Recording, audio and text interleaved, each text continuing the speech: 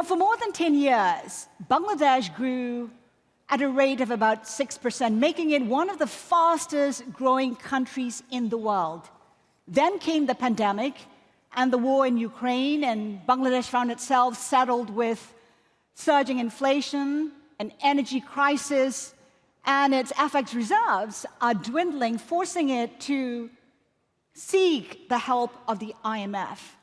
Let's get perspective from the Prime Minister, 160 million people, Prime Minister, one of the most populous countries in the world.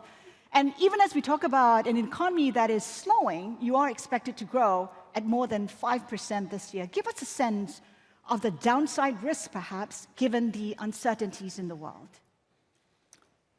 Well, first of all, I thank you very much for giving me this opportunity, and also I thank His Majesty the King, to Amir of Qatar. His Majesty the Amir Qatar, he invited me to join this Qatar Economic Forum. So it's a great opportunity for me to meeting you and the Qatari people. So I thanks to everybody. Well, in Bangladesh, as you know that, well, with a long struggle, we liberated our country under our father of the nation, Bangabandhu Sheikh Mujibur Rahman. We liberated this country. Our people suffered a lot for a long time. Poverty, exploitation, nepotism, terrorism, so many things happened to our people. After liberation, my father started rebuilding the country, and within 3.5 years, he rebuilt the country, and country recognized as LDC. When everything was going smoothly, unfortunately, my father, he was the then president, Bangabandhu Sheikh Mujibur Rahman, was assassinated.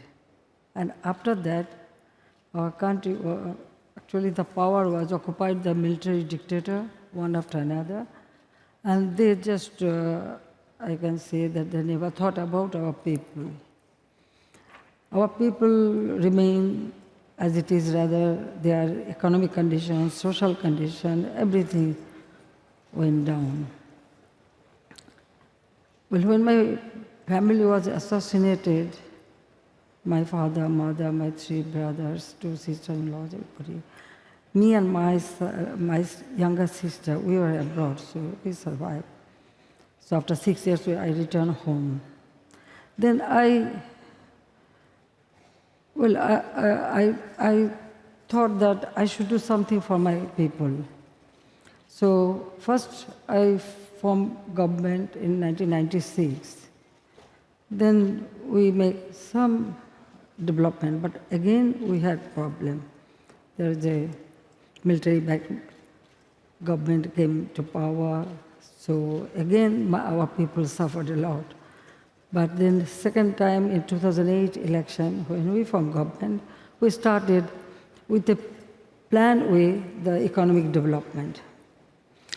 Now within these 14 years, we made tremendous progress.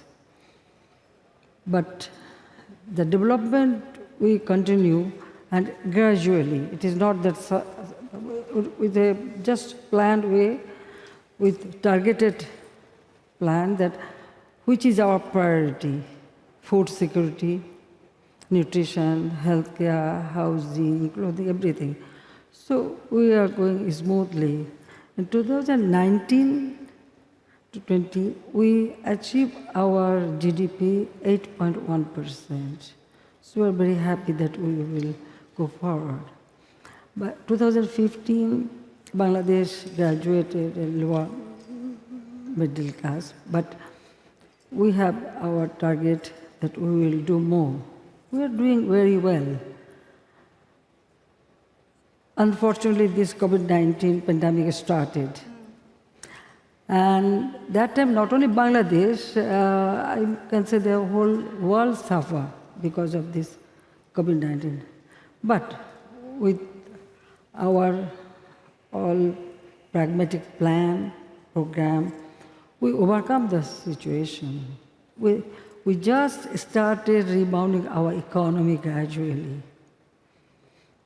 Unfortunately, this Ukraine-Russia war.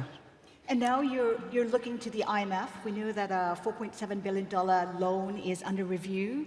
Are you able to meet the IMF commitments given that elections are on the way?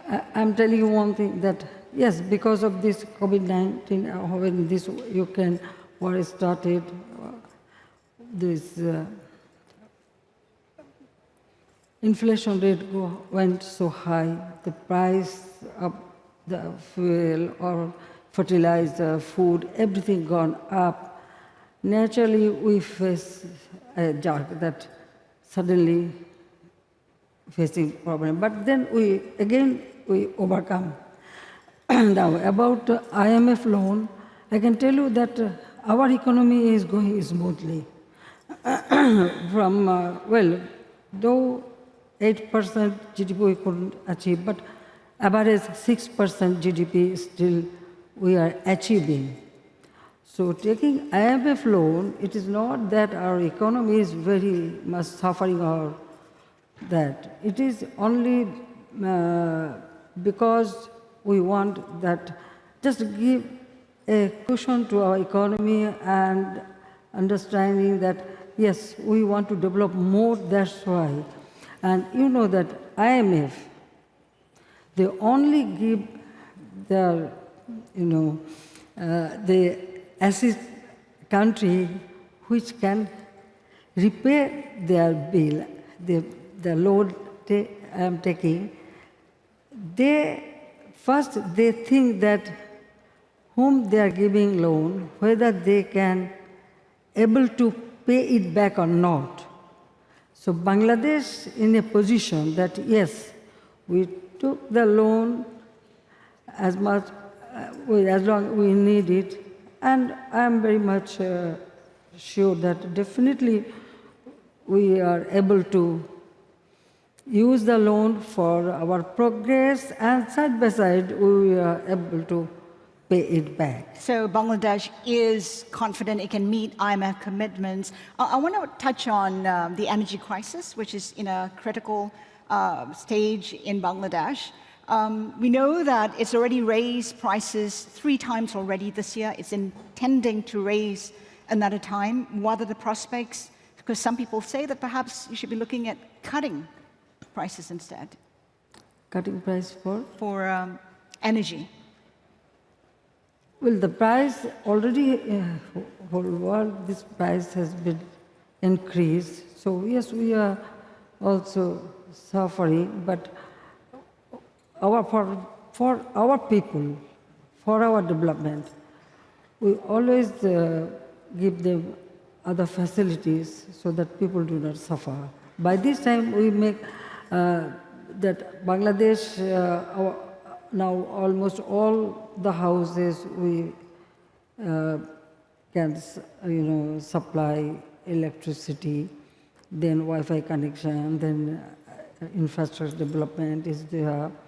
The price hike is affecting every country, not only Bangladesh, and we are also suffering for that. But yes, of course, we are looking for alternative like renewable energy, solar panel, and other, how to continue our progress that we are looking forward. And looking for more supplies of LNG from Qatar as well, like the long list of countries. Well, with Qatar, we have,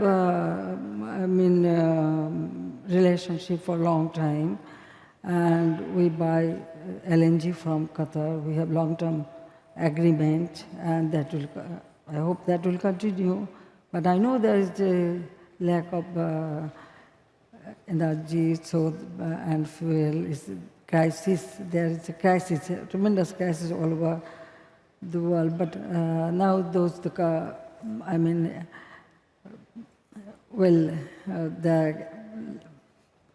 oil producing country, there is a tremendous demand. It is true, but because we have already long-term agreement, so it will continue. I am very much hopeful. We know that countries like India have been seeking oil from Russia at a much cheaper price. Is Russia a possible supplier for you? Well, from Russia, we never bought oil, but... Might you consider? Well, wherever it is available and who will give a comfortable price, definitely we will avail that. Why not? Listen, our foreign policy is very clear. I just want to tell the audience that Bangladesh foreign policy is friendship to all, malice to none. So with everybody, we have very good relationship. And another thing I want to mention, that yes, country to country maybe have conflict, but we never poke our nose to that. We never, play a partisan role. We need to develop our country. We need to fulfill our people's demand. We need to develop country so that our people get a better life, a developed life. And we have a targeted plan. Now, we just recently graduated from LDC. In 2026, we will start that as a developing country, we will start our program. Yes, 2030 SDG, we have taken many programs to fulfill the SDG, UNG program. And I'm very much confident that, yes, we can do it. We will do it, yes.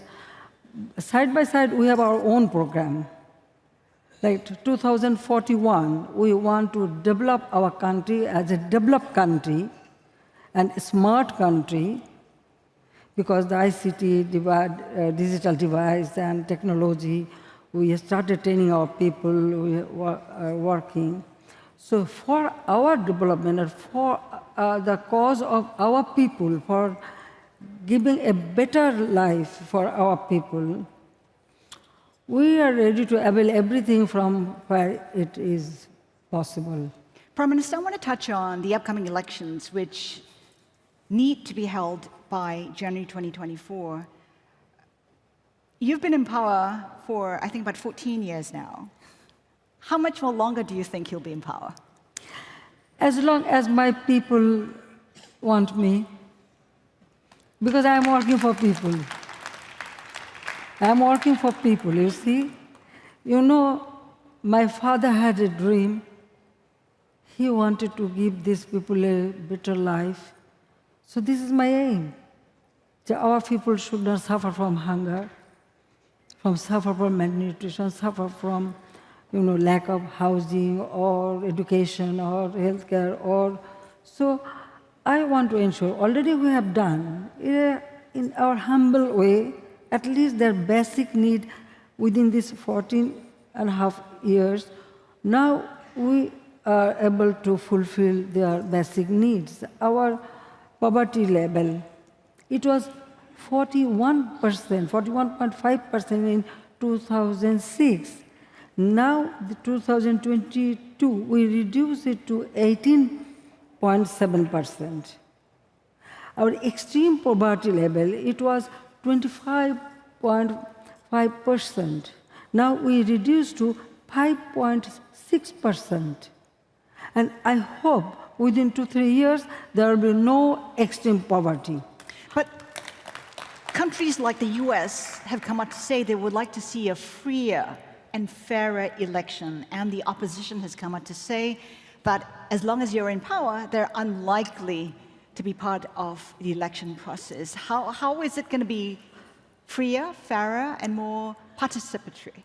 Listen, in our country, after 1975, when my father was assassinated, after that, the military dictator took over power, and that time they jeopardized all electronic process. The election was just a game. It is our struggle. In 1981, when I returned home, because 1975 I could I told you that me and my sister and myself, we were abroad. So we lived abroad as a refugee. That was actually a refugee life. But in 1981, when my party, Bangladesh Awami League, elected me as the president of the party in my absentia when I returned home. Since then, we started struggling for democracy, for people's voting right, people's right to vote. That means where they should have right to exercise their adult franchise. So it is our struggle to ensure free, fair election, and we did it.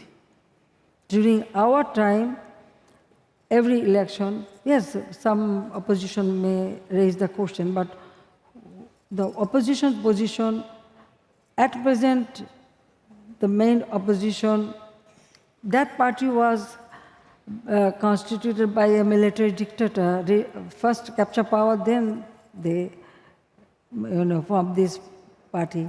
In 2008 election, nobody could raise any question about the election. But that election, what was the result?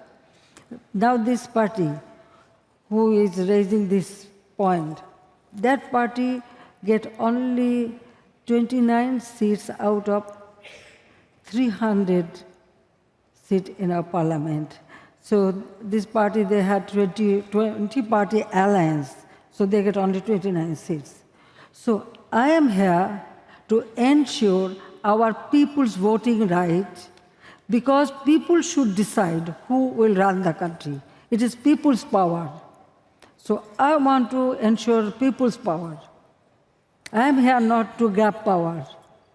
Rather, I want to power our people that they should have the right to choose their government. So under our government, definitely election will be free and fair. Why not? Now, some parties said they will not participate. How they can participate? Because during their time, countries suffered a lot. Our people suffered. That time, the terrorist activities increased. Every year, there was a corruption, nepotism. So exploitation. They never bother for people. It was very difficult for our people to get one meal per day. That was their situation. When my party came back to power, since then we ensure everything for our people. So now, election, it is people's right. What we have done, now people understand that. If they vote for us, I'm here. If they don't, okay, fine. Now, during our time, there are many by-elections, local elections. You can see who is getting problem, who is not. But every election, some incident may take place. Now, you mentioned about the US. So now you just think about the US president election. Mr. Trump still didn't accept the result. What they can say now? So, already we ask everybody, whoever you want to send, even if they want to send observer, they can do it.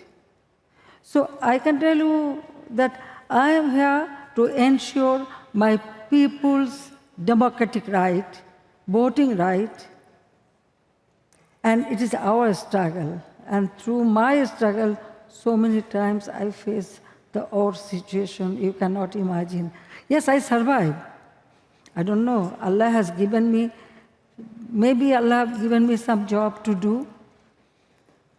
Till that time, I know I am here because I lost all my family members. I cannot forget that. Even I didn't get justice. So I am here to serve my country, my people, that they should live a better life, a prosperous life. Bangladesh, we liberated, so Bangladesh would be a developed country. That is my aim. So why I should, try to jeopardize people's rights? What we have established, So they should think about it.